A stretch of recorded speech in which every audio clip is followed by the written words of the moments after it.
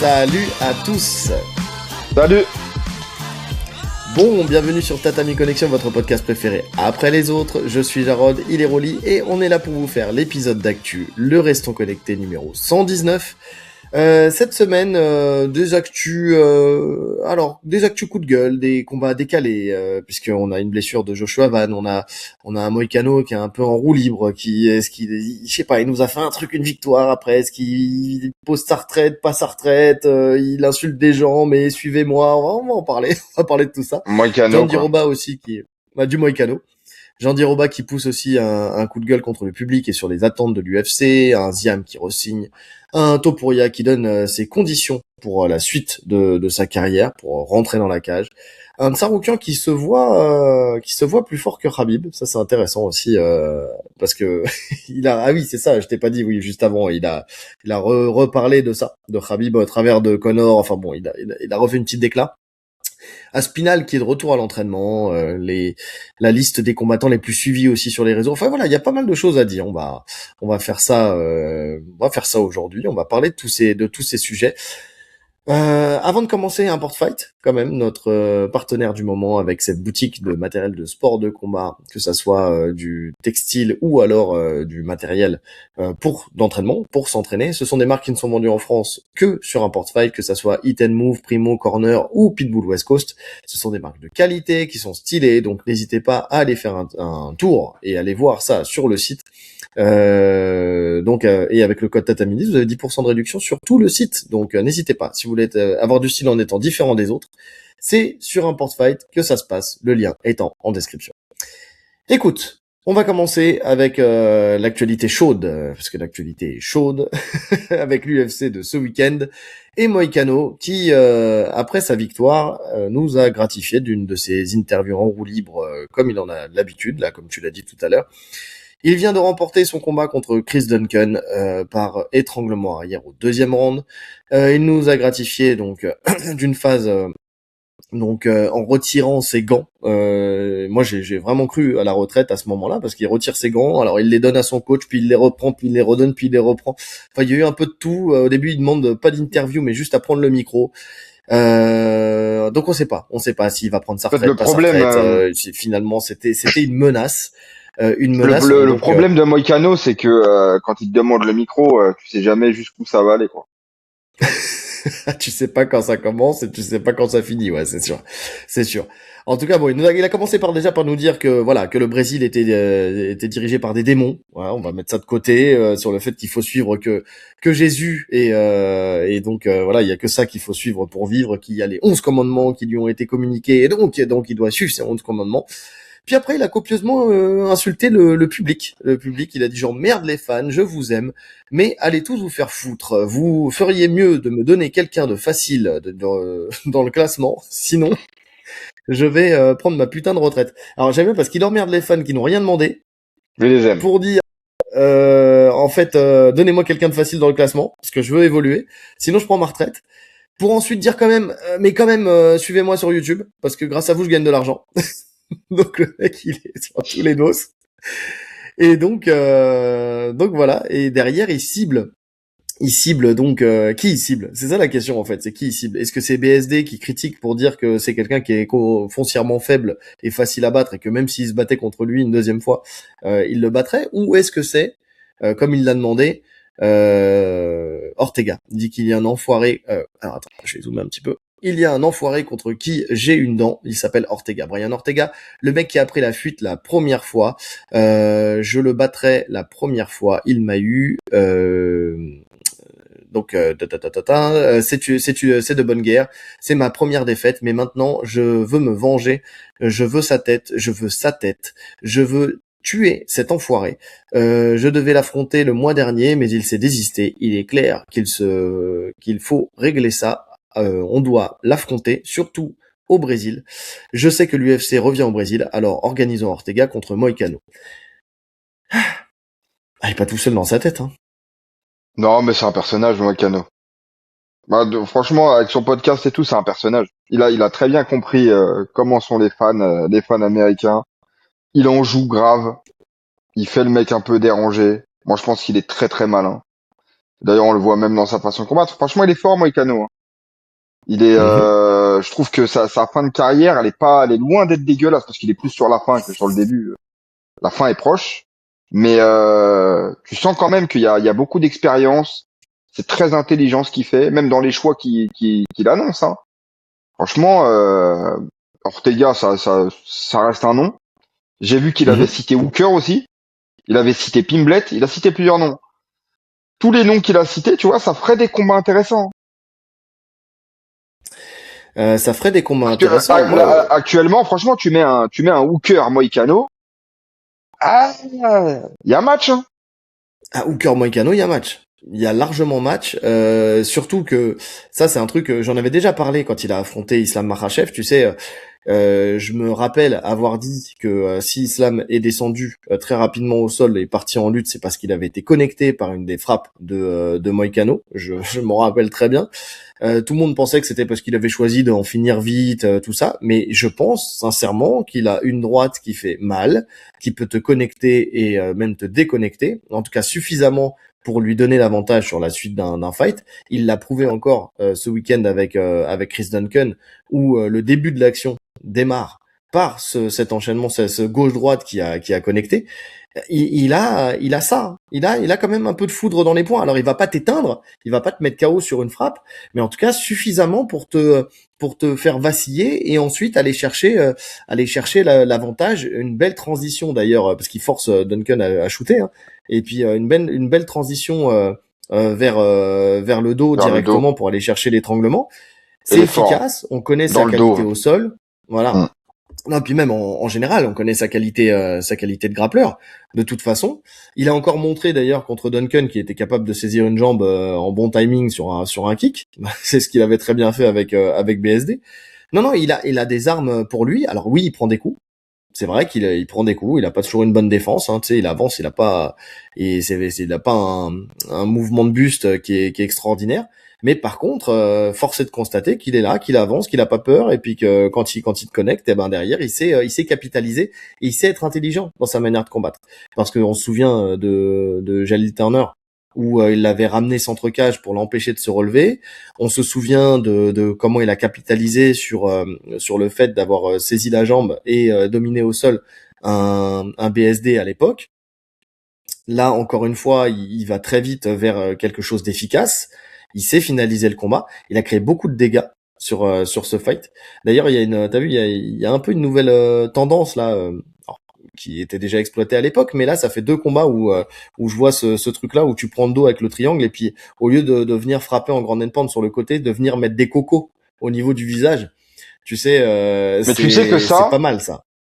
je me suis toujours dit pourquoi ils utilisaient pas cette technique les combattants. Parce que finalement, le coco, tu le mets avec la partie osseuse là, donc c'est pas Hmm. protégé. Tu peux très facilement ouvrir. Alors tu feras pas forcément ultra mal, mais tu vas ouvrir. Tu vas Hmm. ouvrir au niveau de l'arcade, au niveau, tu vas gonfler la pommette, tu vois. Moi, je trouve ça très intelligent, ouais. Et il y Ouais, en a qui le font, ouais. mais pas beaucoup. Bah c'est ce qu'a fait là contre Adesanya Joe Pyfer Mm. aussi. Tu sais, c'est pour ça en fait, je vois la semaine dernière Joe Pyfer qui utilise ça, là cette semaine Moïcano qui utilise ça, le coco dans le nez pour histoire de faire gonfler le nez aussi et puis de le gorger de sang. Non, plutôt intéressant. Plutôt intéressant et puis ouais, derrière des call out bien faits. Alors Pimblet, je pense que c'est plus facile pour lui de prendre un hooker que Un de prendre hooker un qu'un Pimblet. Pimblet. On est d'accord. Ouais. Donc je suis pas d'accord avec lui sur un deuxième combat contre BSD. Je pense qu'il se fera pas surprendre de la même manière que on a vu. Alors si c'est véritablement le cas et qu'il a pas fait en sorte de le laisser, tu sais, s'exprimer dans le deuxième round et que c'est vraiment BSD qui a gagné le deuxième round la dernière fois en étant complètement ouvert de partout. Ça veut dire qu'il est complètement capable de venir et de remporter un deuxième combat. Euh, Maintenant pour Ortega, écoute, j'aime bien. Alors, j'aime bien le fight pour un Ortega en forme, tu vois, à l'époque. Mm. Aujourd'hui, avec le Ortega d'aujourd'hui, c'est vrai que j'ai un peu moins de hype sur ce fight, surtout que c'est une montée en de catégorie pour Ortega. On avait dit déjà que on va pas revenir sur ce qu'on avait dit, hein, de toute façon.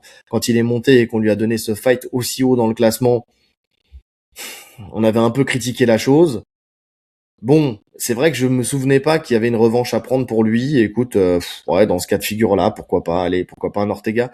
Mais bon, Ortega, vu son état psychologique du moment, plus que son état de santé, Les deux, en fait, hein. Psychologique et physique, parce qu'il passe son temps à être blessé, Ortega. Donc ouais, je te dis, c'est juste pour l'histoire et pour le nom. Voilà, ça reste un beau nom, Ortega. Maintenant, s'il a espoir de continuer à rester dans le top du classement Moïcano, c'est plus intéressant Hooker. ouais, ouais. Ouais, genre, je suis d'accord. C'est un bon move parce que Hooker, il vient de perdre. En plus, il vient de perdre contre BSD. Donc, si jamais tu fais une performance un peu meilleure que celle de BSD, tu vois, déjà, ça te remet aussi au niveau. Tu vois, quand j'ai un peu meilleur, c'est un finish un peu plus Ouais. net, sans la partie. Enfin, le finish était très net. Ne me faites pas dire ce que j'ai pas dit. C'est Sans gentil la déjà les partie où tu commentaires. te fais toucher Mais avant, parce qu'il s'était sur fait la partie toucher où tu te fais Benoît. toucher avant. Voilà, sur le premier round qui était un peu compliqué. Si tu vois une domination qui est plus grande dès le début de la part de Moïcano, ça serait plus intéressant pour lui. Cache-moi cette canette parce qu'on va avoir des problèmes. On va se faire attaquer. Il va falloir que tu te sortes une deuxième canette pour une autre marque. J'irai chercher ça après. Ouais. Et donc voilà quoi. Bon, à voir, à voir. Mais bon, en tout cas, Moïcano, comme d'habitude, du grand Moïcano, il est venu, il a insulté tout le monde. Il est extraordinaire. Mais je pense que les gens, tu sais, les gens aiment ça. Ceux qui le suivent aiment ça et en fait se nourrissent de ça. Tu sais, c'est marrant parce qu'en ce moment là, j'arrête pas de regarder une chaîne sur YouTube qui parle de cinéma, de séries, ce genre de choses. Tu sais, qui décortique un petit peu la psyché des des combattants, des protagonistes. Tu sais que qu'est-ce que c'est qu'un héros, un anti-héros, C'est tu quoi vois, la ce genre chaîne? de choses. Elle s'appelle Netflix, c'est ça qui est marrant. Nate comme Nate Flix, tu vois. Ok, je vais Et regarder. Je kiffe ce genre de chaîne. Moi, je kiffe ce genre de vidéo. ouais, moi aussi, moi aussi. Et là, juste avant, bah, pendant que je t'attendais, là, j'étais en train de regarder, là, il parlait de Severus Rogue, justement, Tu connais il a parté de ouf. La chaîne où c'est le coroner, ça s'appelle un truc comme ça? ouais, c'est Chronic City, là. Ça, c'est mortel ça. Ouais. Bah, Ah, c'est justement, c'est mortel. ça, mais ils Comment sortent c'est pas assez de bien fait en vidéos. plus. Ouais, Bah, ils bien sortent pas sûr. cette vidéo. Mais là, tu vois, il y en a pas mal, donc j'arrête pas de regarder ça. Et pourquoi je parle de ça, en fait, c'est parce qu'il y a un moment, il parlait de The Boys. Tu vois, cette fameuse série où c'est voilà l'anti-Marvel, tu sais, avec la violence débridée et avec justement comment il s'appelle Oh, bah merde alors. Tu regardes The Boys, non? Tu regardes pas The Boys? Non, Le tu m'en as Protecteur, avec le parlé Protecteur. depuis. Donc Faut que je m'y mette. faut absolument s'y mettre. Il y a la dernière saison là qui va sortir. Avec le Protecteur, tu sais, qui vrille à un moment et qui bute un mec, tu sais, mais devant toute une foule, mais tu sais, il lui explose la tête à coups de laser. Et en fait, là où lui essayait d'être consensuel et de se faire aimer, et ben il se rend compte qu'en fait, même quand il fait ça, il se fait aimer. Mais encore plus, tu vois, il y a des mecs fanatiques qui viennent et qui le kiffent encore plus parce que c'est un mec qui justement va au bout de ses convictions, tu vois. Bah, j'ai l'impression que c'est un peu pareil avec Moïcano. Je crois qu'il se prend pour le protecteur sans les lasers, quoi. Il insulte tout le monde et puis il sait qu'il va se faire aimer comme ça. Donc, écoute, Ah tant oui. que ça fonctionne pour lui, allons-y, quoi. Ouais. Allons-y. Non, c'est pour ça, je pense pas qu'on est prêt de le voir prendre sa retraite, hein. Il lui reste encore quelques combats à faire, hein. Il a trouvé son personnage, il signe des belles performances. Il y a rien qui montre qu'il doit prendre sa retraite actuellement. Ouais. Par contre, il a dézingué la carte sur laquelle il était, quand même. Enfin, il a beaucoup critiqué cette carte en disant qu'elle était pas ouf, quoi. Et bah, c'est vrai que sur le papier, il avait raison. Alors, je dis pas, il y a eu des finishes et tout ça là-dessus, il y a pas de problème. Mais je veux dire, en termes Hein. d'envie de regarder cette carte, tu vois, c'est pas extraordinaire. Tu vois, c'est comme celle de ce week-end avec l'UFC 327. On en parlera tout à l'heure avec le pull-out de Joshua Van, mais c'est pas des cartes où tu te dis oui, il faut absolument que je me lève pour regarder cette carte, quoi. C'est pas extraordinaire. Hmm. En tout cas, sur cette carte, il y avait un co-main event avec Virna Jandiroba qui a affronté Tabata Ricci, qui a gagné la décision unanime de mémoire. Et elle aussi, elle a décidé de pousser un coup de gueule, mais bien en amont. Pas le jour J, mais avant ça. avant le fight, contre le public et leurs attentes et aussi les attentes de l'UFC. Donc en fait, en gros, elle, on le sait, Virna Jandiroba, comme Tabata Ricci d'ailleurs, c'est deux meufs qui sont des grappleuses, tu vois, qui ont une grosse partie sol dans leur manière de combattre en MMA. Et en fait, elle reproche un truc qui est reproché depuis longtemps, et une tendance qui ne date pas d'aujourd'hui. Et d'ailleurs, elle le dit elle-même. Mais sur les critiques des combattants qui vont au sol, justement, que ce soit par le public et aujourd'hui par l'UFC, au vu de la tendance qu'ils ont tendance à prendre là. Elle dit c'est une tendance qui se dessine à l'UFC. Je pense que ça va devenir de plus en plus courant. Ça ne date pas d'hier. C'est vraiment dommage parce que c'est du MMA, pas un combat de kickboxing. Évidemment, je suis d'accord. Il faut rester en mouvement, qu'on soit au sol ou debout. Cette activité, cette combativité, ça devrait être la règle. Mais si on l'enlève, ce n'est plus du MMA. Franchement, je trouve ça vraiment triste et absurde. On se tourne de plus en plus vers le divertissement et je pense qu'on va perdre beaucoup d'excellence. Tout cela sacrifié au profit du divertissement. Savez-vous, et c'est vraiment dommage. Je le regrette profondément. Pour ce qui est des critiques, évidemment, on fait de notre mieux. On fait partie de l'organisation. J'essaye d'adapter mon style de combat et j'espère que ça va correspondre aux attentes de l'UFC. Mais je reste fidèle à moi-même. C'est vrai ça a déjà été dit. C'est vrai qu'on l'a déjà critiqué nous ici, mais c'est important de le redire systématiquement. C'est du MMA. Avec tous les aspects du MMA. Et c'est vrai que tu peux avoir du sol, mais avoir du sol intéressant. Le combat de Tabata Ricci contre Virna Jandiroba, les parties sol, elles étaient très intéressantes. Ça bougeait, ça cherchait le finish, ça cherchait le grand and pound, il y avait des changements de position. En fait, éduquez-vous. Ouais. Mais je trouve que de toute façon, il y a quand même eu une adaptation au sol globale. Tu vois, le sol actuellement du MMA, il y a quand même du mouvement. Il y a quand même du mouvement, il y a quand même du grand and pound. On n'est plus à l'époque où justement ça bloquait en garde fermée et ça bougeait plus. On n'en est plus là. C'est très rare de voir des phases au sol sur tout un combat où c'est chiant. C'est vrai, mais dès que ça dure quand même un peu trop longtemps, ça a tendance à huer Le très public, oui, bien rapidement. sûr. C'est quand même fou. C'est dès qu'il y a un tout petit peu de contrôle, tu sais, t'as même pas le temps de récupérer un peu ton souffle ou quoi que ce soit. Tu fais un peu de contrôle ou quoi que ce soit, ou t'estimes que ça bloque un peu dans la position et tu vas te faire huer très vite. Là où quand ça reste debout en chien de faïence où les mecs envoient du shadowboxing face à face, ça met quand même plus de temps à commencer à huer. Hein. Je dis pas que ça n'arrive pas à un moment ou à un autre, mais ça met quand même plus de temps. Ouais, alors qu'il se passe encore moins de choses, des fois debout. Donc Hmm. oui, enfin, c'est le public, quoi. Malheureusement. C'est pas surprenant. Ça a toujours été le cas. D'ailleurs, je comprends pas pourquoi c'est encore le cas, parce que c'est sûrement le pays où il y a le plus d'événements de MMA de tous les temps, tu vois, les États-Unis. Donc, en termes d'éducation, ils auraient dû quand même être le pays le plus éduqué, ce qui n'est pas le cas. Maintenant, là où c'est problématique, c'est que elle dit que la pression vient de l'UFC. Et là, c'est Oui, problématique. Tu vois c'est ça. qu'un combattant dise j'adapte mon style pour plaire à l'organisation, ça c'est problématique. Bah, ça fait écho à Evloev, qui lui aussi, en fait, a dû prouver qu'il était capable de gagner un combat debout contre Liron Murphy. En fait, on en est là. C'est vrai qu'aujourd'hui, tu peux plus être toi-même. Ouais. Donc ça pour le coup, c'est vraiment problématique.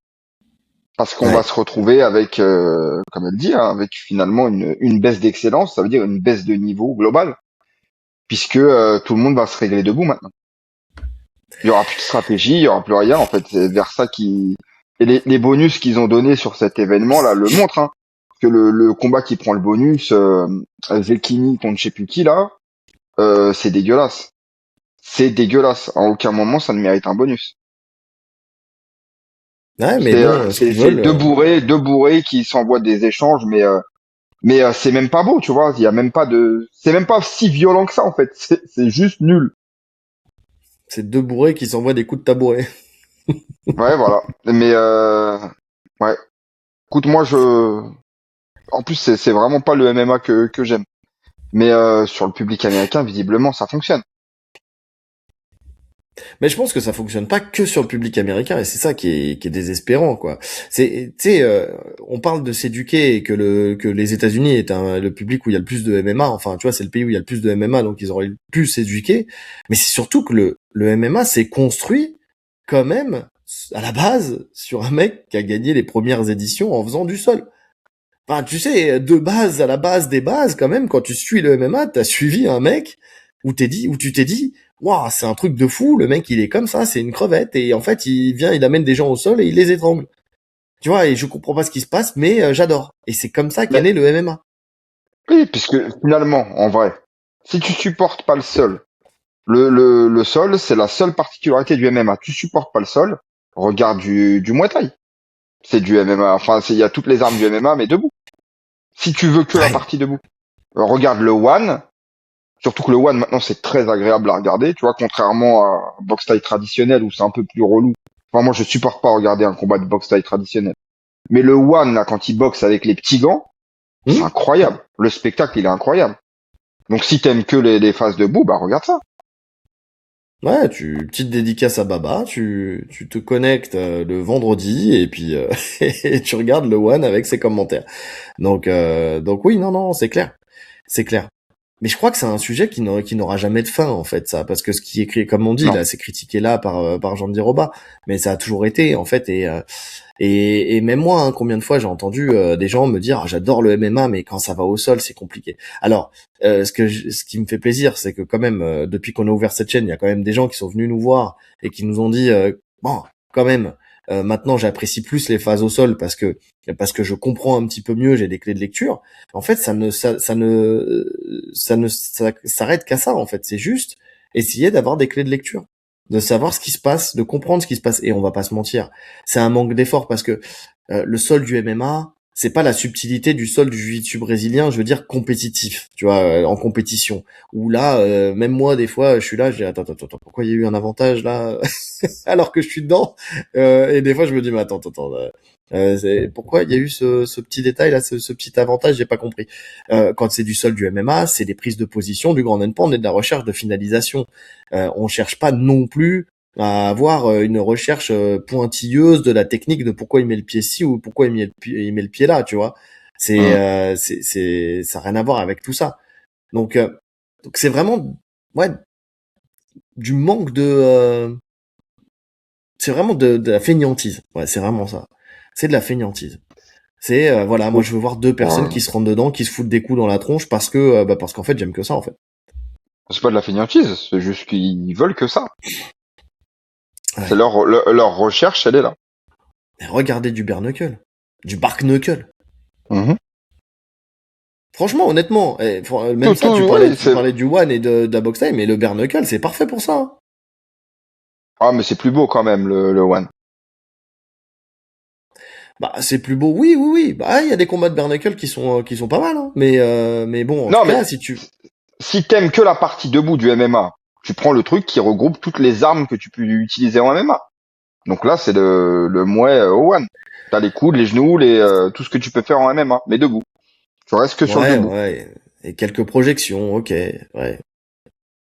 Ah ouais, mais bon, pourquoi je parle du bare knuckle? Parce que si vraiment, tu sais, les combats le combat dont tu parlais tout à l'heure, tu sais, où c'est vraiment deux mecs qui se rentrent dedans et qui recherchent que le KO, si tu veux du KO et du gros finish, le bare Oui, knuckle, et pour ça, voilà. c'est là, quoi. Tu sais, Tu si tu veux vois du des mecs sang, tu qui veux de la s'envoient des violence. parpaings, ah voilà. Ouais, c'est vrai qu'il Non, y a le choix. Hein. En termes de violence, actuellement, il y a le choix. Hein. En termes de sport, il y a vraiment tout ce qu'il faut. Faut comprendre que le MMA, il y a une grande part de violence, mais il y a aussi une part de technique.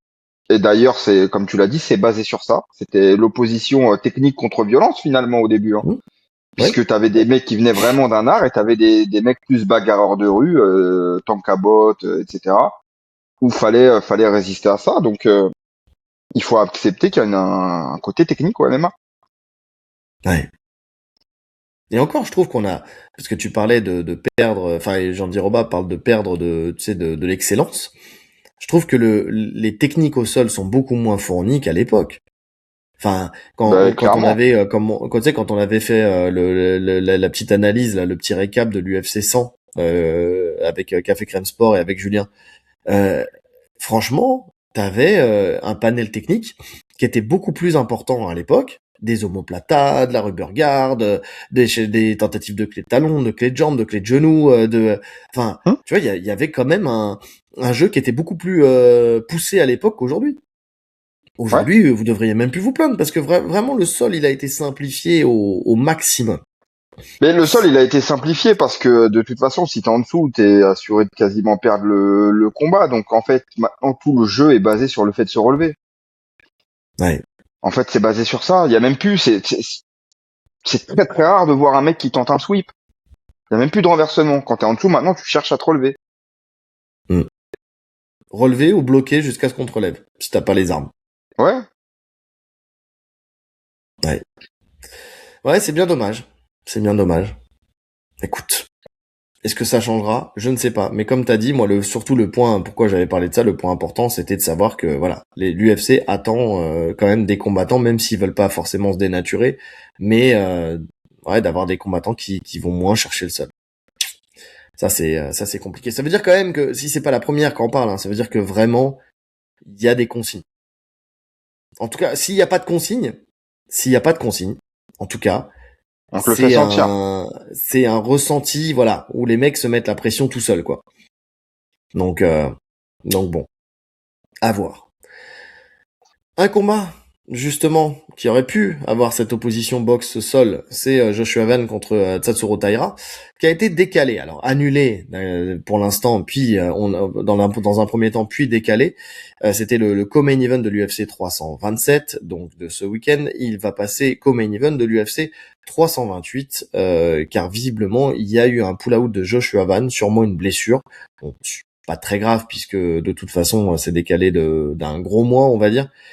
Et donc, bah, malheureusement, ça déshabille une carte qui était pas extraordinaire de 327 Ouais. pour habiller une carte qui était plutôt pas mal fournie. En fait, la carte du 328, elle était déjà pas mal. Ça vient rajouter un combat pas mal. Mais en tout cas, le 327, c'est vrai que là, il perd, tu vois, si on avait dû faire une analyse, par exemple, on aurait plus analysé ce combat-là plutôt que Prochaska contre Hulberg. Donc ça perd un peu de sa superbe quand même ce 327. À part le main event qu'il faudra regarder parce que c'est pour la ceinture et parce que c'est Jiri Prochaska, on va pas se mentir. Attends, je Mais regarde sinon la le carte. reste, Je l'ai plus en tête, la carte. bah justement, c'est ça le problème. Tu l'as plus en tête et moi non plus. Je regarde Ça veut ça. tout dire. Ah ouais, ok. Donc le main event, Hulberg contre Prochaska. Et du coup, en co-main, alors si c'est l'ordre indiqué, hein, on a Paulo Costa qui prend le co-main event contre C'est ça. Murzakanov Exactement. pour sa montée en light heavyweight. Eh oui. Alors il a un nom de Comain, hein, mais est-ce qu'il a la hype d'un Comain en ce moment dans de la hype tueuse sportive? Tu vois, lui il reste debout par exemple et j'ai moins envie de voir son combat que de voir une Virna Jandiroba contre une Tabata Ricci, je te le dis. Bah, moi, j'ai envie de voir son combat avec la montée en light heavyweight. Ça Ouais. me, voilà, mais pas en co-main event, tu vois. Pour moi, c'est un bon combat à mettre sur la carte, mais ça n'a pas la place d'un co-main. Ça te questionne. Ça me questionne. Ouais, Là, je regarde toute c'est la ça. carte là. T'as Curtis Blades, Josh O'Keefe Ouais. et Josh Kid qui menace tout le monde là, t'as vu qu'il s'en est pris à Hulbert, qu'il s'en est pris à Prochaska. Il insulte tout le monde dans l'hôtel de l'UFC là. ah Lui ouais, il est non, j'ai là. pas vu. J'ai pas Ouais, vu. si. Et après, t'as Dominic Reyes et Johnny Walker, Ouais. qui a un combat sympathique, tu vois. Oui. Ce combat, ça va, même si Johnny Walker. J'ai vu une interview de Johnny Walker, ça m'a fait rire, Ouais. où il a dit qu'il avait pris un uppercut plein pot de Francis Ngannou à l'entraînement et qu'il avait réussi à l'encaisser, il était prêt à encaisser des coups, que c'était une question de mental. Alors, faut Bien qu'il sûr. m'explique pourquoi à chaque jab qu'il prend, il tombe en serpent, le mec, il tombe tout raide. Et lui, il a pris un uppercut d'Ngannou sans bouger. Mais en fait, mais non, Il je crois qu'il s'est réveillé 2 mois plus tard et il s'est dit, je l'ai encaissé, c'est pas possible. Le mec, il tombe comme s'il faisait des shoots à 3 points Sur des jabs. sur des jabs. Et là, il vient nous dire qu'il encaisse. Je l'ai vu, hein, j'ai vu. Il a dit comme quoi son plus gros problème, c'était aussi le cutting et que là, il restait quelques combats là. Et puis après, limite, il ouvre la porte au fait de monter parce qu'en fait, il voit que les mecs en poids lourd, ils s'entraînent toute la semaine sans se prendre la tête, en mangeant normalement et tout ça. Oui, oui, c'est sûr, Johnny. Bien sûr, Johnny. On est d'accord, Johnny. Mais tu vas te faire coucher, Johnny. C'est, Même là, tu vois. Reyes, il cogne aussi, hein. Reyes, il a fait un bon retour en plus dans la KT. oui, oui, oui. Oui, oui, c'est vrai que sur ce combat, je vois Reyes au-dessus. Maintenant, on verra, parce que bon, ça reste deux personnes qui restent aléatoires, on va dire. Après, Cub Swanson contre Nate Landwehr, bon, ça c'est, voilà, ça se Ouais. regardait, mais bon, c'est pas... Patricio Freire contre Aaron Pico, ce combat-là, bon, Ah allez, ouais. ce combat du Bellator m'intéresse, pourquoi pas. Ah, Kevin il y a Holland Gamrot contre aussi. Randy Brown, Gamrot Gamrot contre Ribovic. Ça va être un beau combat, ça, je Limite, pense.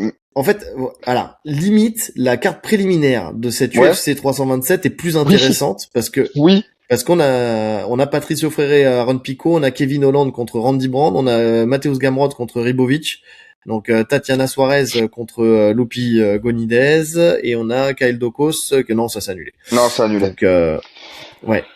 Et après la pré-prélim, on a Oh Gastelum là là. Vicente Luque. T'as vu où il est placé sur la carte, Gamrot? Gamrot, il lui chie à la gueule, Ah oui, l'UFC, mais ah oui. de manière, oh là, il s'en cache même plus. C'est une dinguerie quand même. Gamrot, c'est une dinguerie. C'est le mec, je crois, qu'on Ouais. respecte le moins à l'UFC. En fait, Ouais. son nom, c'est un paillasson. Je crois, il y a écrit Gamrot sur le paillasson devant chez Ça, Dana. ça, Je crois que c'est ça veut écrit dire dessus. quoi en polonais? Gamrot. Peut-être il y a une traduction qu'on n'a pas. Ça Va veut dire savoir. paillasson, c'est ça? Ah putain. Non, c'est non, ouais, c'est fou, hein. C'est fou.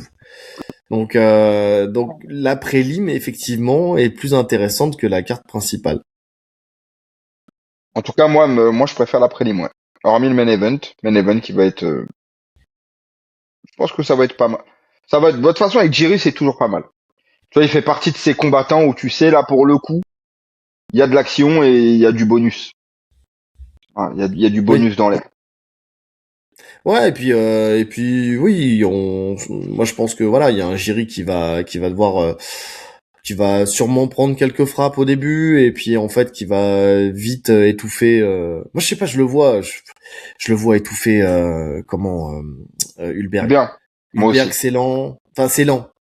Il y a pas un gros rythme. Tu sais, il casse un peu le combat mais ça marche avec des gens qui rentrent dans ce jeu-là. Jiri Prochaska, il va apporter. En fait, au début, peut-être que le temps qu'il prenne ses marques, et puis après, une Comme fois qu'il d'hab. aura pris ses marques, il va accélérer et il va noyer Hulberg, qui, je l'espère, aura la capacité de suivre, en fait, tout simplement. Et je pense qu'au bout d'un moment, ça va plus le faire. Ça va plus le faire. Il va Ouais. faire comme les autres, il va les emmener en eau profonde. Et puis voilà, quoi. Non, c'est compliqué. C'est compliqué pour Hulberg. Après, peut-être que je me trompe et qu'il va coucher Prochaska, mais j'ai du mal à y croire. J'ai du mal à y croire. Il a quand même eu deux fois entre les pattes Pereira. Alors la première fois c'était sur une série de coups de coude au sol, voilà. La deuxième fois c'était sur un high kick. Mais après derrière il a quand même eu Rakic, il a quand même eu Mais il vient d'avoir Roundtree, là, où il nous a montré qu'il Roundtree. encaissait, enfin, Roundtree, ça Ah frappe vraiment oui, fort, hein.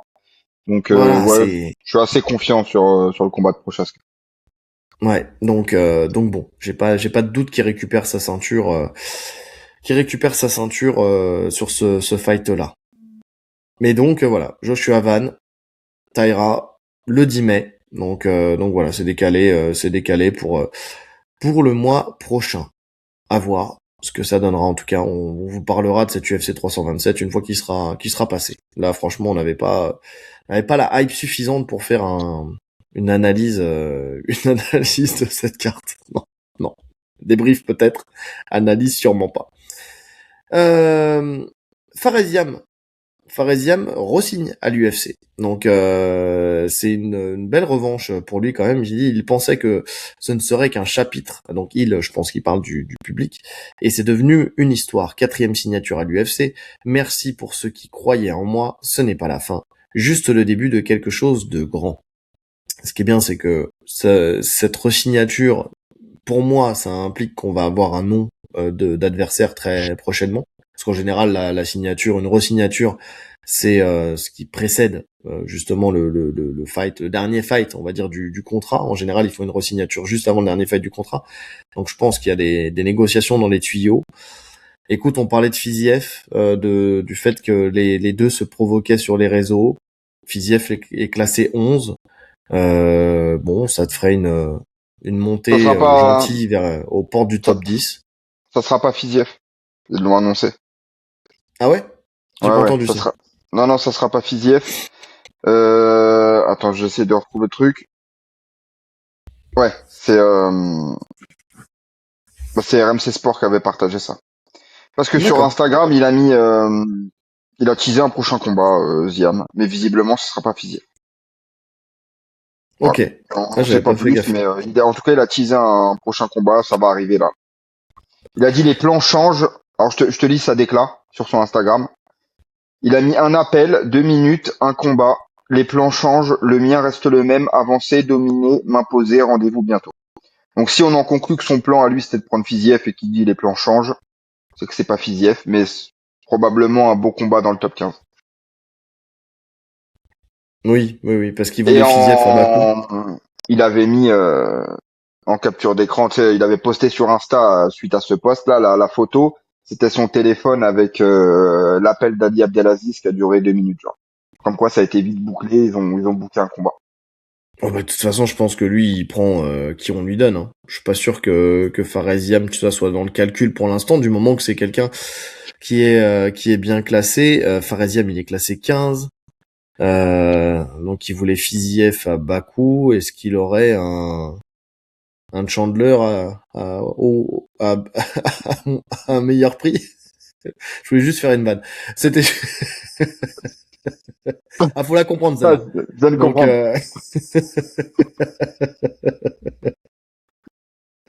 C'est que là, quand je vois le truc, je vois pas qui on peut lui donner, si ce n'est un Dariush. Et Dariush, c'est vrai que là, il était censé être justement sur le 327. Son combat, il a été annulé. Donc écoute, qui on a? On a Manuel Torres, on a Michael Chandler, on a Benel Dariush. Dariush, lui aussi, c'est le marchepied pour les petits jeunes qui montent. Donc tous les autres noms, je les vois encore un peu trop brillants pour qu'ils les mettent contre Ziam. Je parle pas de niveau. Hein. Chandler, il affronte Ruffy, tu sais, donc à la Maison Blanche. Gamrot, Fiziev, on a dit c'est mort. Moïcano, il vient de fighter. On a dit c'est mort. On estime que c'est mort. Ouais.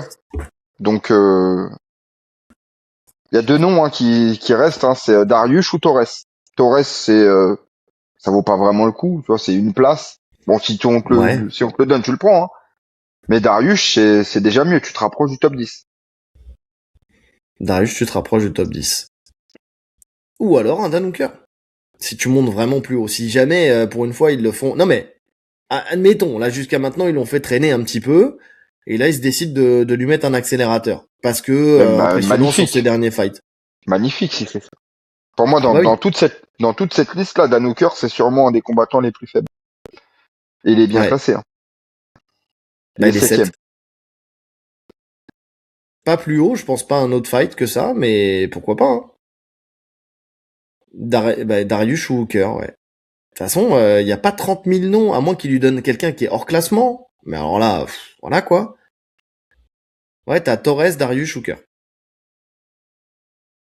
À moins que Moïcano, admettons, veuille recombattre rapidement, mais lui, il a demandé quelqu'un de mieux classé, donc je pense pas qu'il regarde vers le bas. Donc, Gamrot, il est booké, là, au 327. Ouais, non, il y a que ça, hein. Il y a pas 30 000 noms. Donc, je mets une petite pièce sur Dariush, quand même. Ouais. Écoute, pourquoi pas. Il a ce qu'il faut pour le battre, largement. Donc, à voir. Tous les jours. En tout cas, on a dit Faresiam, il va prendre ce qu'on lui demande, ce qu'on lui donne, tu sais, parce qu'il n'est pas encore en mesure de négocier non plus trop l'adversaire qu'on peut lui proposer. Il est encore trop bas. S'il y en a un qui est en capacité de le faire, c'est Topuria. Donc Topuria qui donne ses conditions pour revenir dans la cage, bien sûr, pas tout de suite, puisque là, il va affronter Geiji le 14 juin à la Maison Blanche. Mais c'est plutôt pour la suite, en fait, de sa carrière. Il dit, si c'est quelconque combat contre quelqu'un qui ne compte pas pour moi, alors peut-être que je ne participerai pas. En revanche, si c'est contre quelqu'un qui me motive vraiment, quelqu'un qui suscite envie et espoir dans le public, alors je vais tenter ma chance. Aujourd'hui, il y a qui comme nom potentiel pour lui? Il y a Tsaroukian, il y a Pimblet, il y a BSD, il y a Makhachev. C'est les 4 noms que je vois qu'il n'a jamais affronté et qui donneraient un intérêt pour une raison ou pour une autre au public. Avec un petit plus pour Pimblet et Makhachev. Pour 2 raisons différentes. Pour Topuria?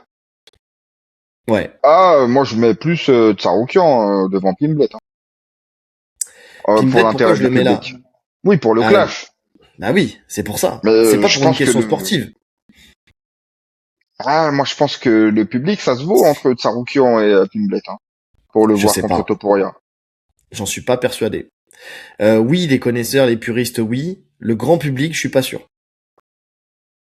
Je suis pas sûr. Je te jure, Tsaroukian, il est en train de faire des pieds et des mains là pour essayer de monter. Il dit, il nous explique pourquoi il est très présent sur les réseaux. Frérot, on avait compris. On a compris pourquoi t'es présent sur les réseaux. C'est parce que tu veux te créer une communauté et monter parce qu'il a compris que le talent n'était pas suffisant en fait pour venir choper un title fight, tu vois. Et Pimblet, lui, il a cette hype naturelle, travaillée depuis bien plus longtemps que n'a pas de Tsaroukian. Ouais, oui. Et en plus, il y a le Ouais, clash. ouais. Ouais, ouais. Et moi, je retirerais même BSD actuellement de l'équation. Je suis d'accord. J'ai pris les 4 personnes qu'il a jamais affrontées. C'est pour ça que je l'ai mis Ouais, dedans. ouais, mais je pense que je me mets, j'essaie de penser comme lui, tu vois. Je pense qu'il ne le considère pas encore à ce niveau-là. Je dis Hmm. pas qu'il ne l'est pas. En tout cas, avec les noms que tu as cités là, pour moi, il y a pas. Non, non, il y est pas encore. Non, non. Il manque encore un gros fight. Ouais. Pour moi, il manque encore un Donc, gros nom. Tu vois, si on a BSD de Tsaroukian et que BSD bat Tsaroukian, là, on pourra le considérer comme un potentiel adversaire de Topuria. ouais, non, ça, je suis d'accord. Enfin, BSD qui gagnerait contre un Tsaroukian, contre un Holloway ou contre un Oliveira, là, tu te dis, Ah, ok, ouais. on est d'accord. Mais c'est vrai que là, aujourd'hui, de toute façon, Topuria, il peut se permettre de temporiser, puisque aujourd'hui, d'un point de vue marketing, d'un point de vue argent généré en dehors de la cage, il a de quoi faire. Enfin, on Ouais, rappelle non. qu'il vient d'être sponsorisé par Richard Mille. C'est une marque de montres de luxe qui va le payer gracieusement pour porter cette marque. Ils sont en train de penser à faire. Enfin, c'est pas qu'ils sont en train de penser à le faire, c'est que ça va sortir. HBO qui sort 3 épisodes sur lui, là, sur sa vie. Donc Il ça, fait ça une va lui Connor. rapporter énormément d'argent. Il nous fait une Connor. Il fait une Connor, de toute façon.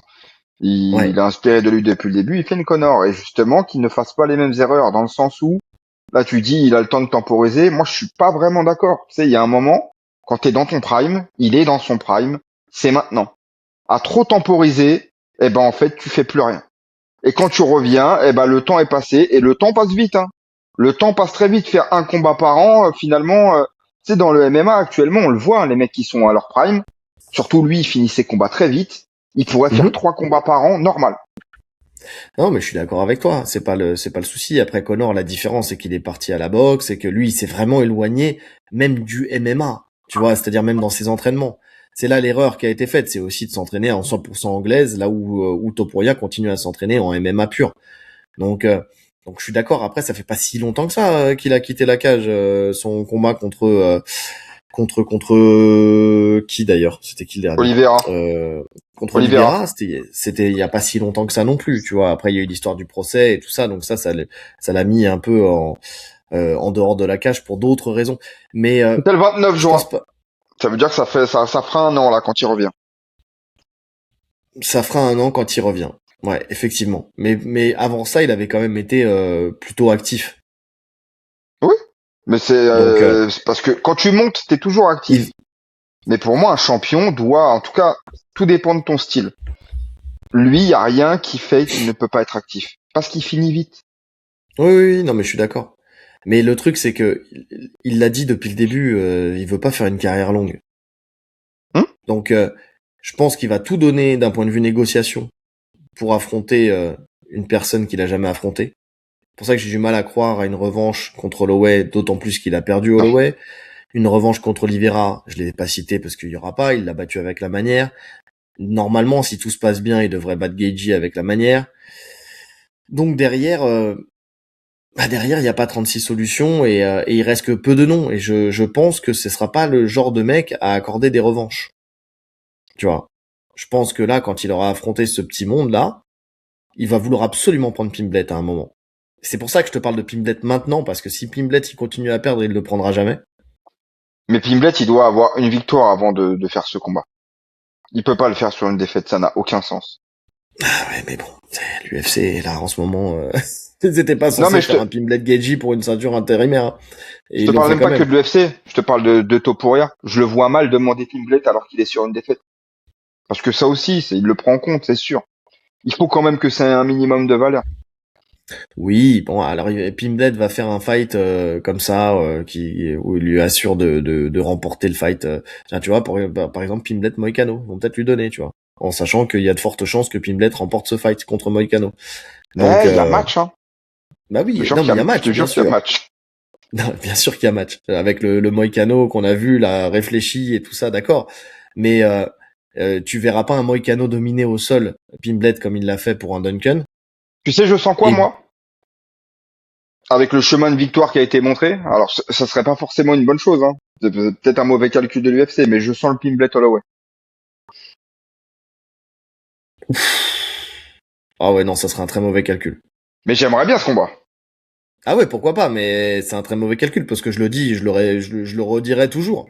C'est pas parce que t'as Oliveira qui a réussi à complètement annihiler Holloway que Pimblet pourra faire la même chose. Non, non, non. Ils ont pas le même jeu, ils ont pas la même lutte. Le truc c'est ça, c'est que la lutte de Pimblet reste une lutte où il faut qu'il vienne au contact. Donc il va faire quoi? Il va essayer de se régler debout avec Holloway. Bah, s'il fait une Holloway Gaethje enfin une Pimblet Gaethje. Bah, on sait que les mecs de Liverpool tombent pas KO. Mais il va se faire ouvrir le Oui, visage pendant 5 mais, rounds. ouais, mais bon, il touchera pas, il touchera pas Holloway. Il va pas le toucher. Bah, Il il va se faire m'intéresse ce rouler combat. dessus. Il m'intéresse ce combat. Ouais. Ouais, mais bon, je vois qu'un chemin. Et ce chemin, il est ensanglanté. Je sais plus, moi. Faut que j'analyse. Ah bah tu peux analyser, mais je sais pas. Je le vois comme ça. Enfin, tu sais, on l'a vu. Je te dis, on l'a vu avec Gaethje. Ils se sont rentrés dedans, mais Gaethje, il a une responsabilité défensive qui est beaucoup moins bonne que celle de Holloway, et on a un Holloway qui rentre moins à la bagarre, tu vois, qui est beaucoup plus précis, qui a beaucoup plus de volume, qui varie les hauteurs de frappe, tu vois. Il va pas rentrer en mode bagarre de saloon comme ça a été le cas pour Gaethje. Donc non, moi je pense que c'est tout vu. C'est tout vu. En plus avec son Holloway, son esprit revanchard là, il va se préparer comme un mort de faim. Ah, mais ça se tente. Parce que de toute façon, si tu veux le faire rentrer dans le top 5, sur le papier, là, c'est le nom où t'as peut-être le plus de chance avec BSD. T'as BSD et Holloway. Les autres, ils te roulent dessus. Les autres, n'en parlons pas. Y a pas match. Pour Pimblet, je parle, hein. Oui. Écoute, Stylistiquement, les autres, y a pas match. Donc, va falloir tenter un de ces deux noms. Et puis après, ou attendre. s'il passe ça, là, Topuria, il peut faire envisager un combat contre Pimblet. Ou attendre et prendre la revanche contre Gaethje. s'il perd. C'est possible aussi, hein. La revanche contre Geji, c'est jouable, hein. Non, parce que Geji, s'il perd, il se retire. Moi, je pense qu'il pose les gants à la Maison Blanche. Ouais. Il y a pas mieux finalement pour partir, tu vois, pour lui. Ça fait longtemps qu'il envisage la retraite. Tu perds contre Topuria, tu poses les gants. Bon, pour le coup, il posera le corps en entier parce que je pense qu'il va être allongé pendant de longs moments. Mais je le vois bien déposer les gants là-bas en cas de défaite. Oui, non, mais c'est fort possible. Mais si jamais c'était pas le cas, en tout cas, c'est pas déconnant parce que il aurait gagné sa chance pour le titre. Derrière, il perd contre le champion. Mais s'il repère contre Pimblet, il est encore légitime, tu sais, il y a encore une légitimité pour faire monter Pimblet. Ouais, ouais. Donc, parce que Tsaroukian, c'est le plus légitime sur le papier, mais on sait pas encore ce que ça va donner. C'est pas encore ce que l'UFC veut pour lui.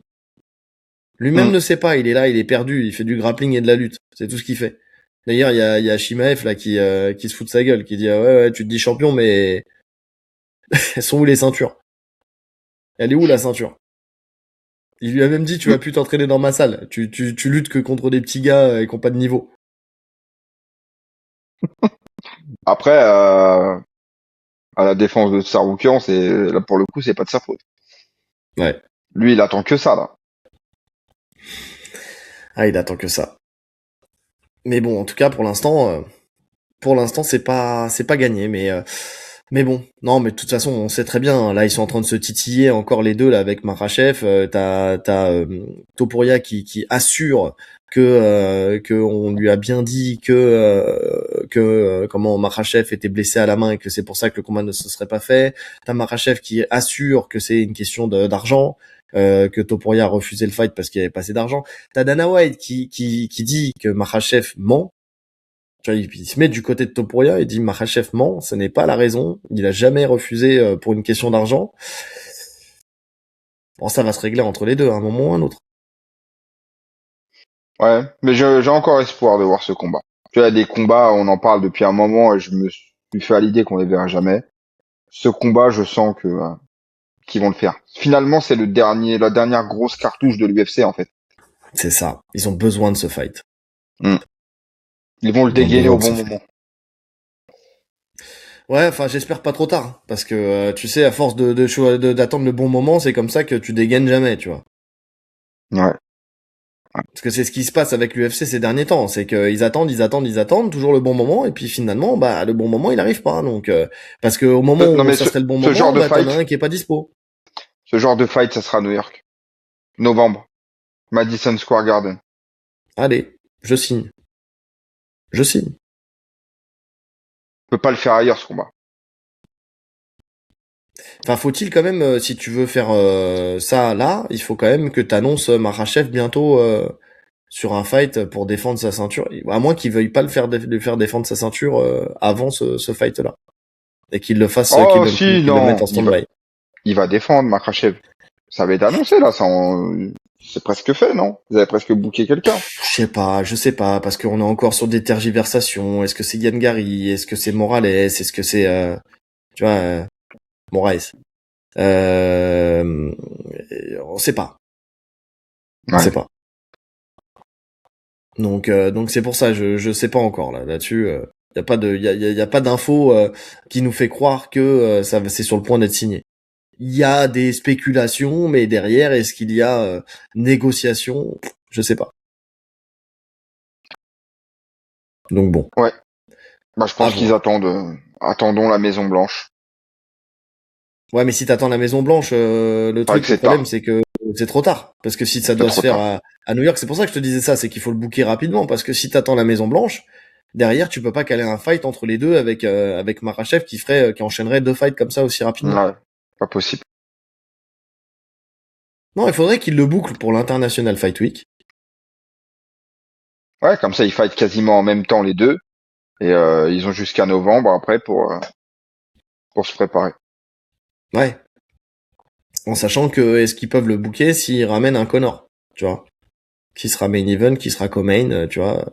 Faudrait que Connor accepte de ne pas être de ne pas être main event, tu vois. Hmm. Donc c'est toute la question. D'ailleurs, en parlant de ce fight là, c'est Dana White là qui a pris la parole là, qui a dit, alors lui il s'est démonté tout seul. Et le mec il en a plus rien à secouer. Allez, c'est pas grave, je balance tout. Il nous a quand même dit là que il avait eu des problématiques pour la Maison Blanche et qu'il avait fait avec les restes qu'il avait, c'est-à-dire qu'à la base bah il y avait quand même un combat contre John Jones qui était prévu, enfin de John Jones qui était prévu, et puis après le combat contre Makhachev, Topuria contre Makhachev qui est tombé à l'eau aussi. Enfin, le mec vient nous dire que jamais il n'a pensé une seule seconde que le combat de John Jones que John Jones combattrait à la Maison Blanche. Et puis là il vient te sortir que ça fait partie des choses qui sont tombées à l'eau pour cette Maison Blanche. Donc ouais, c'est exceptionnel. En C'est termes de du grand Dana. communication, c'est magnifique. C'est la C'est du tribu de grand Dana. Dana. Ah bah ouais, là, ils sont une tribu dans sa tête. En fait, chacun dit un truc différent, donc c'est difficile de s'y retrouver. Oh là là, c'est Split le mec. Ah non, mais c'est catastrophique. C'est catastrophique. Et là, il Ça a nous a toujours parlé été des comme ça, hein. intempéries aussi. Ah ouais. Ça fait 20 Non, ans que c'est encore pire là. ça fait 20 ans que je regarde du UFC, que je suis Dana White, et Dana White dit toujours la même histoire. Toujours. Il va te dire un Ouais. truc et le mois d'après, il va te dire l'opposé, mais avec autant de conviction en plus, tu vois. Et en plus, il va te faire passer toi pour fou. Non, j'ai jamais dit ça. Tu m'as mal compris. C'est ça, voilà. En fait, on comprend mal. Ah oui. Parce qu'il y a rien à comprendre en fait. Lui-même, il se comprend pas. Donc ouais, parce que dans toutes ses personnalités, en plus, il parle pas la même langue. C'est ça le problème. Oh, là, il s'est pris pour Alain Gillot-Pétré aussi, pour les plus anciens. Là, il nous parle de météo aussi pour la carte de la Maison Blanche. Comme quoi comme quoi Ah là, je le la... péterai. Ah, tu m'as amené loin. Tu m'as très amené très loin. loin. Que de cheval. Ah, je te jure, il nous dit ouais, la pluie, on peut faire encore avec, le vent, d'accord, la neige, ok. Bon, s'il y a la foudre, il faudra qu'on laisse passer la foudre. Mais il fait très chaud à Washington, il fait 37 degrés. Ok, à cette époque-là. Il nous a fait les 4 saisons de Vivaldi en 3 secondes et demie sur ce qui peut être géré ou pas à l'UFC par pour la Maison Blanche. Ouais, c'est fou, C'est ingérable. c'est fou ce qui se passe. C'est fou, On le sait, de toute c'est façon, on le fou. savait très bien dans quoi il s'embarque. Un événement en plein air, pour ce type d'événement-là, on sait très bien que le pire cauchemar, c'est le climat, en fait. C'est Ouais. ingérable. Tu peux rien faire. C'était quel événement euh, C'était le premier Ares, je crois qu'ils avaient fait en Afrique. Tu te Mm. rappelles, Ares, à un moment, ça, il y avait eu une carte en Afrique. Ben, je crois le premier, où il avait plu et la bâche était ultra glissante et il y avait plein de combattants qui avaient glissé, etc. Et ça avait rendu l'événement très difficile, tu vois. Donc non, tu peux pas prévoir ça. Ah, puis tu peux avoir des événements qui s'annulent aussi parce que qui dit matériel électrique dit si grosse pluie dit aussi potentiellement dire stop parce que risque de danger d'électrocution aussi. Ouais. Ah, c'est compliqué hein. C'est compliqué. Mais bon, bah, écoute, on verra, on verra. Tu sais, il y en a certains qui se prennent pour Dieu, peut-être qu'ils pensent qu'il va pouvoir mettre le beau temps le jour J, tu sais. On verra. En tout cas, Tsaroukian, Topuria envisage des conditions pour ce retour. Aspinal envisage lui un retour tout court. Donc il est déjà de retour à l'entraînement et il attend le feu vert des médecins. Donc il dit, je sais que ça fait un bon moment qu'on n'a pas fait ça. Je n'ai pas eu de grand chose à faire ces derniers temps. Je suis juste retourné à la salle de sport pour un entraînement léger. Je n'ai pas encore le feu vert pour le port de lentilles de contact. Il dit mais on a repris l'entraînement en salle et je vous montrerai ça un peu plus tard dans la semaine. Écoute, je vois pas le rapport. S'il y a bien un truc, encore une incohérence dans la communication de Thomas Spinal, je vois pas le rapport entre le feu vert pour les médecins et le port de lentilles de contact. Parce que le port de lentilles de contact, c'est pas les médecins qui vont te donner l'accord. C'est l'UFC et l'organisation qui vont te dire est-ce que tu as le droit ou non de porter des lentilles de contact pour combattre. Parce que, ou alors c'est les médecins de l'UFC, je sais pas. Mais Mais t'as pas le droit aux lentilles. hein, Je crois pas que t'aies le droit aux lentilles en combat. et ben ça dépend des orgas. Parce que tu sais, je me souviens de Jati Bah Mélan. ouais, mais je me Euh, rappelle qu'il avait quand il perdu sa lentille et qu'on lui et avait que pas laissé la remettre. bah ouais. Voilà. Donc il pouvait la mettre, mais il pouvait pas la remettre si elle partait. Par contre, c'est vrai que je crois qu'à l'UFC, les lentilles de contact ne sont pas autorisées. Non, je Tu vois. crois pas, ouais. Maintenant, la deuxième incompréhension que j'ai là-dedans, c'est que visiblement, on attend encore le feu vert pour prendre des chocs sur l'œil. Encore une fois, je vois pas le rapport avec les lentilles. C'est pas la lentille qui va protéger ton œil en cas de choc. Donc c'est soit t'es en capacité de prendre des chocs, soit t'es pas en capacité de prendre des chocs. Mais le côté lentille de contact, je vois pas la problématique là-dedans. Tu vois, c'est quand même assez particulier. Ouais. Bon, je cherche plus à comprendre le cas Spinal de toute façon. En tout cas, ça correspond avec ce que tu avais prévu, dans le sens où quand le combat de Gann Pereira allait être annoncé, il allait comme par magie retourner à l'entraînement. Puis ça colle parfaitement. Donc, il va prendre le gagnant. Et puis voilà, ça lui laisse du temps pour s'entraîner. Si je pense que dans ses rêves, il espère que ce soit Pereira qui passe, il doit faire toutes les prières du monde là. Parce qu'on va pas se mentir, hein, sur le papier, Pereira c'est beaucoup plus accessible pour Aspinal. Et voilà. Donc il est dans l'attente. C'est beaucoup plus accessible. J'ai envie de te dire, si Pereira gagne avec la manière contre Gann, plus accessible, oui et non, hein, parce que ça dépend comment se passe le fight. Hein. Non, c'est plus accessible. Ah, je C'est sais plus pas. accessible. Parce que je parle pas du debout, hein, je parle de la partie défense de lutte et sol. C'est une savonnette, Cielgan. C'est pas du tout le même style, Pereira. C'est pas du tout le même style. Tu peux poser tes mains sur Pereira bien plus facilement que sur Cielgan. Le différentiel de Après, puissance, il est énorme. après l'amener au sol, c'est peut-être une autre histoire parce que là, tu sais, je l'ai vu en train de lutter avec Teixeira là, à la cage. Ah, il est stable le bougre quand même. Hein. Ah, Il mais est vraiment Teixeira, stable. il a 75 ans. Ah, il a 75 ans, mais c'est quand même une ceinture noire de jiu-jitsu brésilien, bon lutteur. Enfin, tu vois ce que je veux dire. Il a quand même ses aptitudes techniques, tu vois, pour lui. Donc, Oui, tu vois, bon, voilà.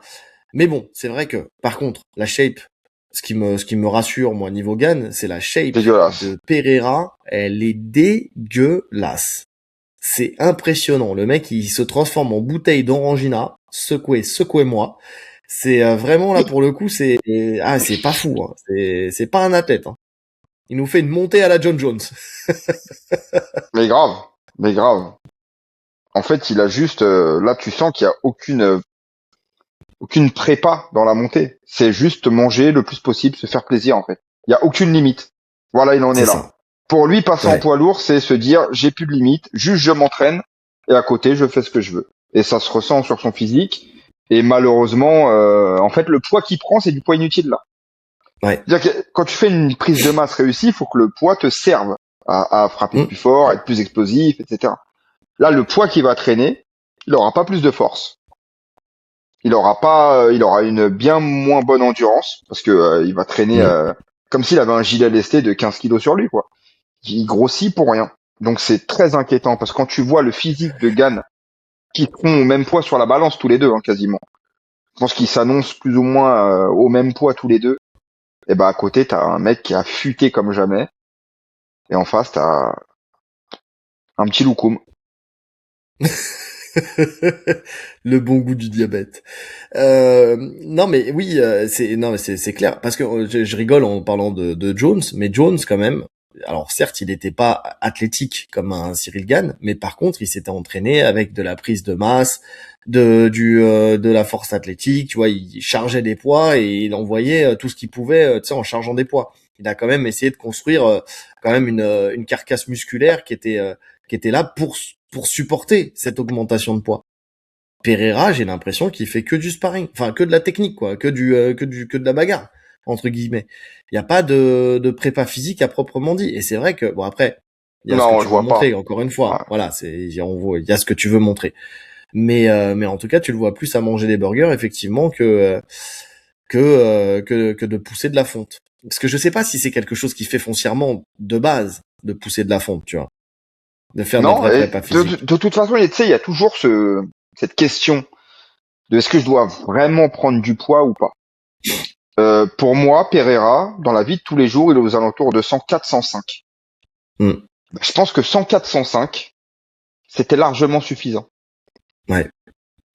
C'était largement pour suffisant affronter et Gann, ouais. on a vu plein de, c'est Stipe qui avait fait une descente à 100, qui était aux alentours de 105. Bon, pour le coup, il avait mal choisi l'adversaire. C'était contre Ngannou, mais il l'avait Ouais. refait contre Cormier et ça avait fonctionné justement pour être plus mobile, pour éviter la lutte, etc. Alors Cormier n'est pas un gros heavyweight, mais quand même, tu vois, tu peux performer à ce poids-là. Et je pense que pour prendre Gann, il valait mieux rester affûté en étant à 105, 106 plutôt que de chercher désespérément à monter à 115, un poids que tu n'as jamais fait et où tu vas te ralentir en fait. Ouais, non, c'est vrai que Cormier n'est pas un gros heavyweight, c'est un gros tout court. Oui, Donc, voilà. mais oui, non, je suis d'accord, je suis d'accord. Il aurait mieux fait de rester comme il était, et surtout pour un Cyril Gane, parce que tu sais que allez, bon, ah si, je pense qu'il va le lutter. Je vais pas revenir sur ce que j'ai dit, je pense qu'il va le lutter. Mais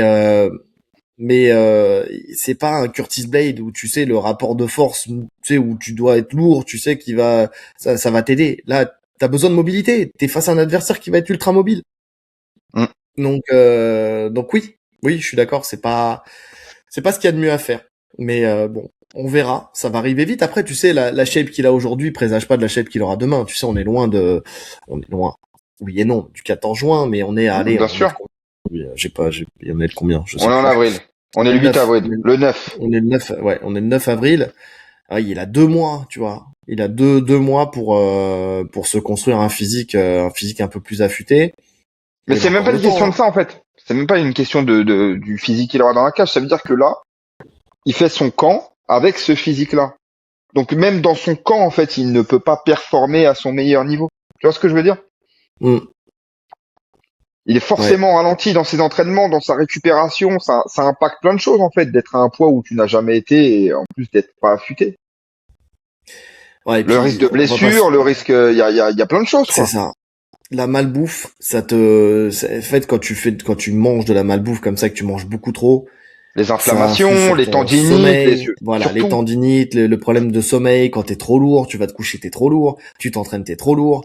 Ce qui fait que t'es là, t'es toujours, tu sais, Hein, je sais pas, t'es pas bien quand tu manges comme ça. Donc, c'est c'est pas le parce que meilleur là, camp de ta vie visiblement, quoi. s'il mange énormément de barbac aussi, tu sais, avec beaucoup de pain et de barbac, des burgers, des trucs, des machins comme ça, c'est des trucs qui sont très très lourds, que t'as du mal à digérer. Donc, ouais, je sais pas ce que ça va donner, mais ce serait pas le premier à faire des mauvais calculs à ce niveau-là et se planter complètement. Connor Diaz, hein, tu sais, dans le premier où il a bouffé Autre tout ce qu'il problème. pouvait. Ouais, mais Voilà, autre c'est problème. Connor, c'était aussi un excès de muscu, lui. Il était arrivé non, trop volumineux.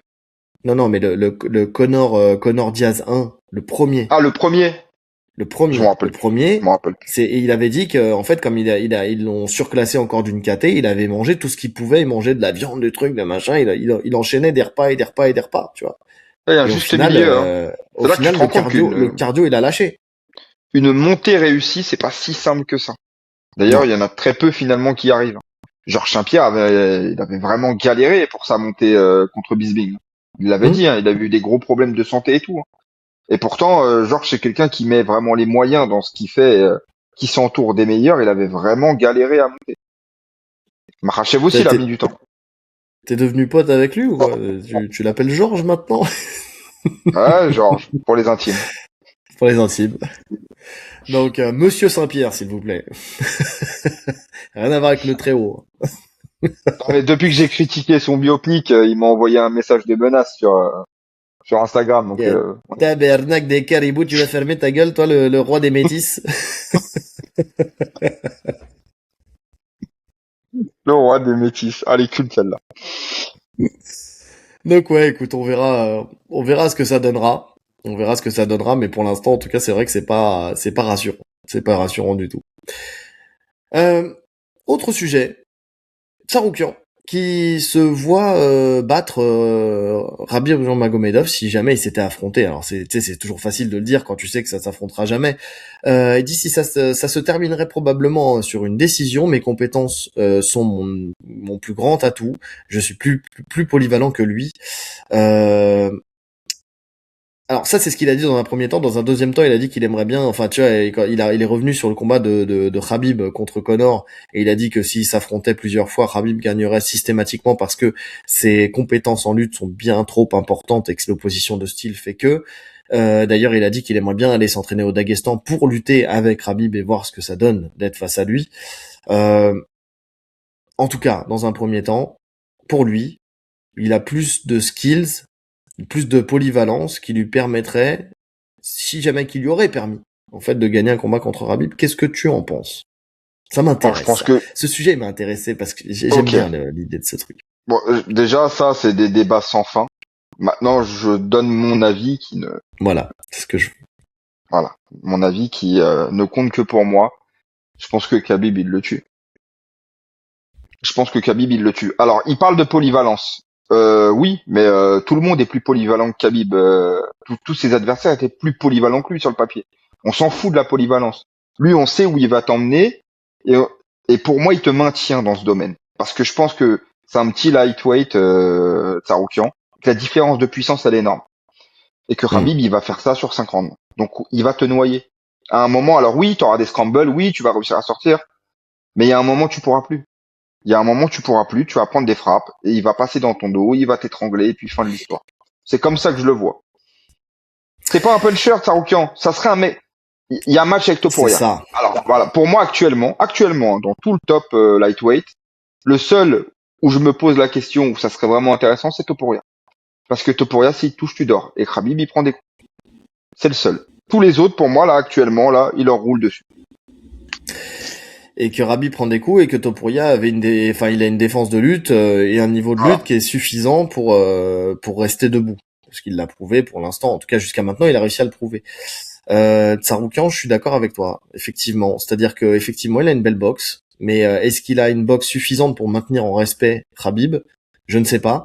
Oui, il a une bonne lutte. Oui, tu l'as dit, il va envoyer des scrambles et tout ça. Ok, il y a pas de problème. Mais le truc, c'est que Khabib, c'est pas une lutte à scramble, hein. Mais c'est Il ça, va en fait. venir, il va te coller à la cage, et en fait, il va utiliser la cage. En fait, c'est ça le truc, c'est on parle pas d'un combat de lutte. Dans un combat de lutte pur, peut-être que, effectivement, Tsarukyan peut sortir son épingle du jeu. Je dis Ouais. pas le contraire. Mm. Par contre, dans une cage, avec l'utilisation de la cage, je pense que il va se faire coller à la cage et effectivement, il va se faire rouer de coups avec une violence qu'il n'aura pas connue jusqu'à maintenant, parce que même affronter Islam, hein, Makhachev, ça n'a rien à voir. Tu vois, c'est pas du tout le même genre. Je pense qu'il se base C'est pas le aussi même peut-être jeu. sur le Il se base sur sur ça. ce combat-là, tu vois. Mais nous, on le dit depuis le début. Tu mets Islam et Khabib dans une cage, c'est Khabib qui ressort vainqueur entre les deux. Ah, mais clairement, et surtout sur la partie lutte grappling. Trop Hmm. puissant, trop précis, trop. En fait, il a un chemin. Tu vois, il se perd pas dans 10 000 choses. Et c'est là aussi le problème des fois de la polyvalence, c'est que tu te perds dans tout ce que tu sais faire. Habib, il a un chemin. Il va y aller coûte que coûte. Et on sait qu'il a le cardio et le mental pour s'y tenir sur 5 rounds. Donc pour C'est moi, non, ça. il y a pas, pour moi, il y a pas match entre les deux. Je vous assure, c'est que c'est pas le chemin de la cuisine. Hein. C'est pas lui qui fait les tâches ménagères. Hein. Allez, bim. Petit rappel de la semaine dernière. Voilà, j'avais envie de nourrir les commentaires, donc voilà, je lance cette petite crotte de nez. C'est comme ça, c'est gratuit, c'est comme ça. Donc le mec est irrécupérable. Tu sais, c'est plus fort que moi. C'est plus fort. Je suis désolé. J'ai le Gilles de la, j'ai Magomed de la Tourette. Tu vois, Oh putain. c'est comme ça. C'est comme ça. Donc, donc ouais, non, mais par contre, ouais, non, je suis convaincu que c'est le cas. Et je pense que quand il est revenu sur je pense, tu sais, sur une deuxième déclat en parlant de Connor et tout ça, je pense que il s'est rendu compte ouais, il a peut-être été un peu loin. Tu sais, c'est ça, de se dire, ouais, en fait, tout bien réfléchi. En tout cas, Khamim n'a pas pris la parole là-dessus. Je pense qu'il l'a laissé couler. Est-ce que c'est venu à ses oreilles? Je ne sais même pas. Mais, euh, mais en tout cas, voilà, quoi, Mais ça c'est serait presque bien. sûr. Pour le coup, quand il parle d'aller s'entraîner là-bas, ça serait pas mal. Après, bon, le problème, c'est qu'il y C'est a, pas possible. c'est Oui. c'est pas possible par rapport à Makhachev, tu vois. Que Voilà. potentiellement, si le combat se fait, ou alors que Makhachev prend sa retraite et qu'entre-temps ça s'est pas fait, pourquoi pas? Là, ça peut être Ouais. intéressant. Ouais, ouais, je suis d'accord. Je suis d'accord. toute façon, hein, Tsaroukian, bon, toi comme moi, on l'a déjà dit, on attend de le voir aller plus loin.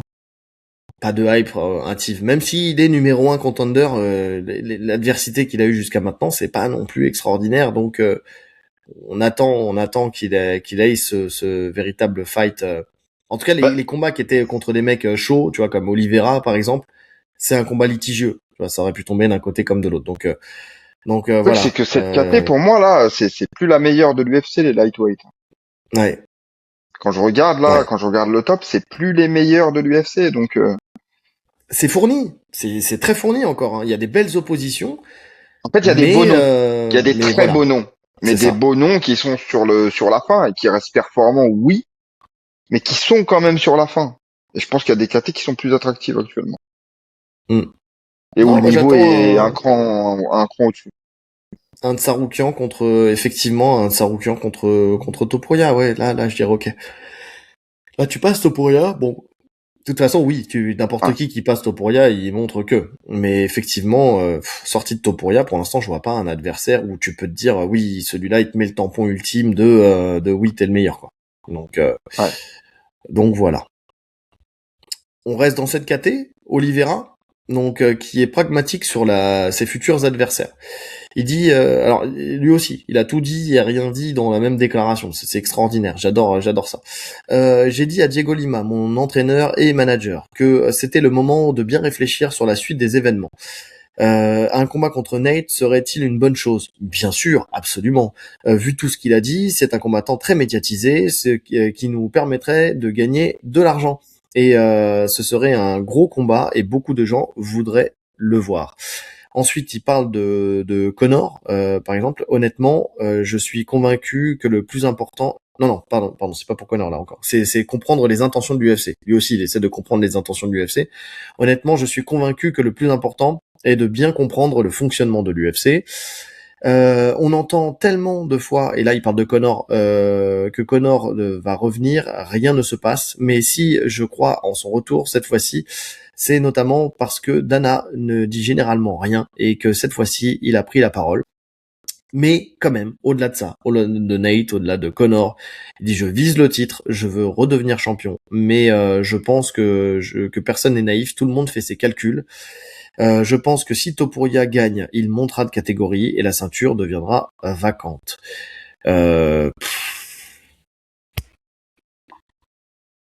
S'il a tout dit, il a rien dit, tu comprends qu'il veut de l'argent et tu comprends qu'il veut la ceinture.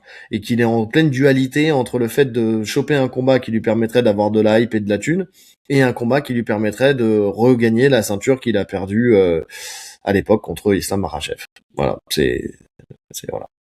Ouais, ouais. Bah, c'est un peu les déclats qu'il a depuis plusieurs mois, Oliveira. Ouais, sauf Il que reste là, il sur ça, rajoute en net. fait. Ouais, alors là, ça n'a, pour le coup, ça n'a absolument aucun sens. Euh, et puis ça n'aura jamais lieu, il reviendra pas à l'UFC. Mm.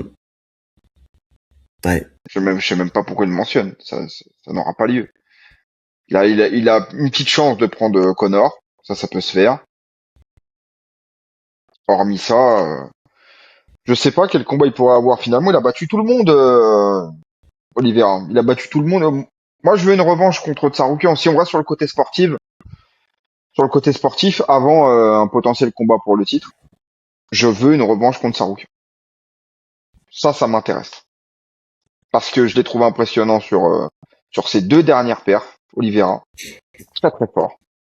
Que ce Ouais. soit contre Gamrot et contre Lowell. Donc je veux le revoir contre Tsaroukian. Le combat était trop serré pour pas qu'on ait cette revanche. Oui, c'est sûr que là, tu vois, tu as le prochain prétendant, effectivement, entre les deux. Effectivement. Et là, il n'y a plus de discussion possible. Ouais. Tu le fais sur 5 rounds, parce que ça mérite un main event. C'est ça. Déjà, ça méritait la première fois. Ou même Déjà. en co-main, hein. L'UFC avant, il faisait des co-main à 5 rounds quand c'était un combat important ou Oui, une mais demi-finale. oui. Donc peu importe, tu le mets en co-main ou en main, mais tu le fais sur 5 rounds ce combat. Mais surtout, tu le fais pour la BMF. Comme ça, t'as tes 5 rounds. Ah bah oui, en plus, il est champion BMF. Bah oui. Bah oui, voilà. Parfait. Donc je suis d'accord avec ça. Après c'est vrai que ouais, ça colle pas avec là il le cite pas hein. De toute façon il le cite pas. Donc parce que la ceinture vacante je pense que s'il parle de ceinture vacante, je pense qu'il il vise Sarukian à ce moment-là parce qu'il sait que c'est les deux plus hauts. Donc bon. Mais c'est vrai que bon ouais. Ça veut dire que lui-même, tu sais, en tout cas, quand je lis cette déclaration, parce que là, on parle vraiment du retour de Connor et tout ça, mais ça veut dire que, en vrai, il y a toujours pas de combat qui se dessine, puisque ça devait être les deux adversaires. Tu sais, on parlait de Connor qui devait affronter justement Oliveira pour la BMF. Ça veut dire qu'on n'a toujours pas d'adversaire potentiel pour lui. Tu sais, c'est vraiment ça tarde, ça tarde. On sait qu'il va revenir, on sait que c'est ce qu'ils veulent. Maintenant, contre qui? Ça, c'est la question. J'ai encore l'impression qu'ils vont vouloir absolument mettre le meilleur adversaire possible et qu'en fait l'adversaire possible, bah ça sera personne, je crois. C'est ça en fait. Le plus gros frein au retour de Connor depuis le début, ça reste quand même l'UFC. Hein. Ouais. Ouais, c'est vrai. Donc bon, écoute. On verra. En tout cas, on sait que Oliveira, là, bah lui, il est rentré dans le top des personnes les plus suivies sur les réseaux sociaux. Donc je pense que c'est aussi pour ça qu'il a ses prétentions de salaire Attends, aussi. parce que quand tu m'as envoyé ça, j'ai pas regardé le top. Je vais essayer de le deviner. D'accord. Bah, je finis mon intro et puis après. Donc il rentre dans le justement c'était intéressant. Quand j'ai vu le top, j'ai trouvé ça très intéressant. Donc il est rentré dans le top 7. Voilà, là on s'est arrêté, il y a pas de 10, top 7 des combattants les plus suivis donc sur les réseaux sociaux. Grâce à ça, bah ça lui permet de justement d'être dans les combattants qui peuvent avoir les meilleures prétentions salariales, en tout cas à l'UFC, parce qu'on sait que c'est ce qui compte aujourd'hui le plus à l'UFC, c'est ce que tu rapportes en termes médiatiques aussi, en plus du spectacle. Bon, je comprends son move et ses envies aussi d'avoir des money fights là pour la suite de sa Mhm. carrière. Devine donc le top. Les premiers, je pense que tu les auras. C'est après ou à partir du 3, c'est là où je suis sûr que tu te plantes. Vas-y, premier. On parle de combattants actifs, donc Connor, il est pas Non, dedans. non, Hein. non. Non, non, non. Combattant tout court. Ok. À tout court. Actif, non actif, tu vois. C'est... Actif, non actif. Donc Ouais. Khabib. Le premier? Non, premier c'est Connor. Ouais. Deuxième? Deuxième, je dirais Khabib. Ok. Troisième? Hmm. Je me tâte entre deux, je dirais Topuria, Je dis rien pour l'instant. Vas-y, quatrième? Makhachev. Cinquième? Cinquième, et c'est là que c'est chaud. Je dirais Adesanya. Sixième? Oliveira. Non, non, il est septième, Oliveira, de ce que tu as dit. Donc, Ouais, ouais. sixième, euh,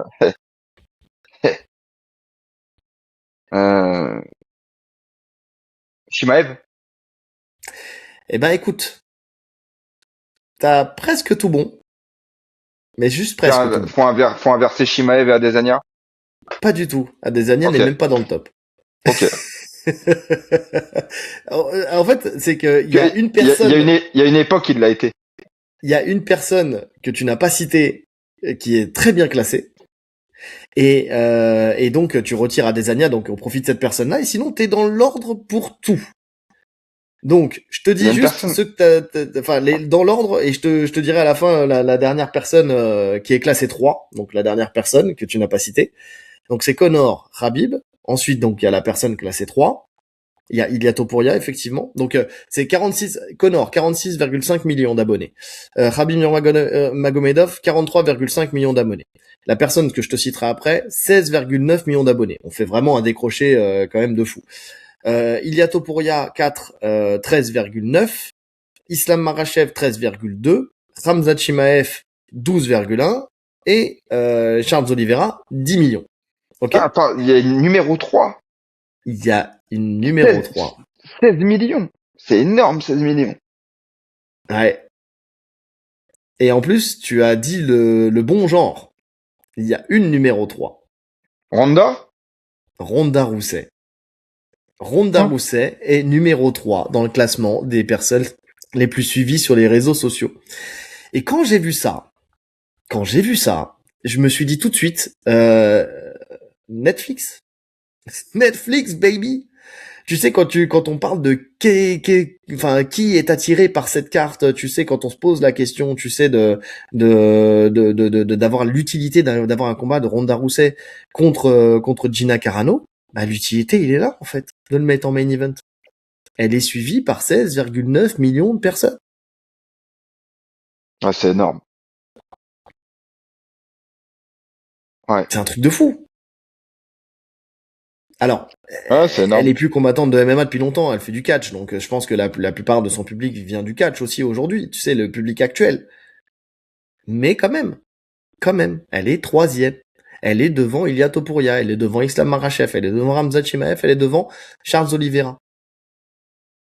Elle a un pouvoir médiatique énorme. Ouais. Ouais, bon après elle a fait plus de choses entre guillemets dans le sens où elle a touché à plus de terrain, tu vois, elle a attiré un public cinématographique de par ses apparitions dans des films, il y a le catch, il y a tout ça. Mais c'est Ouais. fort, 16 millions c'est fort. Pour quelqu'un en plus qui n'est plus dans la bah oui, en fait, elle est plus dans la sphère MMA, elle est dans d'autres sphères. Non, non, c'est fort. Ouais, en fait, j'aurais Ouais. même pas pensé à Ronda. Mais Parce c'est que pour pour moi, ça. c'est vrai que je l'assimile même plus dans la sphère MMA. Mais oui, c'est vrai. Tu m'as dit en plus actif ou pas actif. Non, non, c'est fort.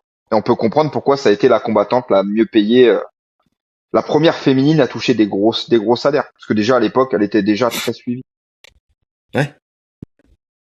Ah bah avant Connor, de toute façon, c'est elle. Allez, on va dire elle et John Jones, on va dire. Ça devait être eux les deux plus suivis. La poule aux œufs d'or de l'UFC, c'était elle. Hein. Je Ouais. crois même qu'elle fait une couverture d'un UFC sur console.